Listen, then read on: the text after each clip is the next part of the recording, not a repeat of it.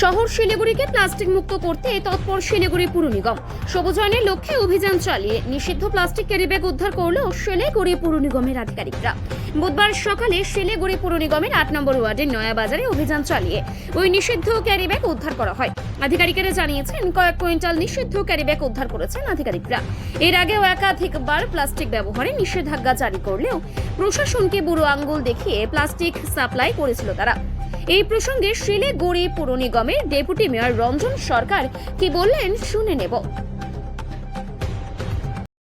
এটা তো আমাদের চলছে, এটা ধারাবাহিকভাবে আমাদের চলবে।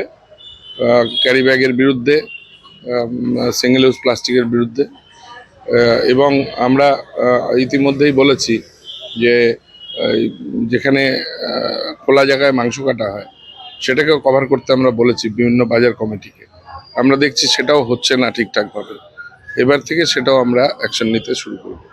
প্লাস্টিকটা এত পরিমাণে প্লাস্টিক মজুত করে রাখে, খবর এলে পরে আমরা নিয়ে আসি, কিন্তু এটা কোনো স্বাস্থ্যকর বিষয় না, এই চোর পুলিশের খেলাটা বিষয় না। ব্যাপারটা আমরা চাইছি যে মানুষ একটু সকলে বেরিয়ে এসে এটার বিরুদ্ধে প্রতিবাদ করি। প্লাস্টিক, সিঙ্গেল ইউজ প্লাস্টিক, বিশেষ করে ইউজ অ্যান্ড থ্রো যেটা, সেটা অত্যন্ত সমাজের পক্ষে ক্ষতিকারক। সেটা যাতে না করা হয় সেদিকে এগোতে হবে। আমরা তো আমাদের কাজ করছি, কিন্তু আমরা সবাই যদি এটাকে বর্জন না করি তাহলে এর সম্পূর্ণ সমাধান আমাদের সম্ভব হবে। কত টাকা প্লাস্টিক টাকা তো বলতে পারবো না, তবে আমাদের আগেও প্রায় একটা গোডাউন ভর্তি হয়ে এসছে, আবার এক গাড়ি ওপরে এরকম প্লাস্টিক এসছে। মানে কারা রেখেছিল মজুত করে? যারা মজুতদার তারাই করেছিল। খবর আসে, বারবার করে নিয়ে আসি আমরা, আইনে ব্যবস্থাও নেওয়া হয়, কিন্তু কমছে না। কিছু কিছু জায়গায় তো এটা দেখছি বৃদ্ধি পাচ্ছে।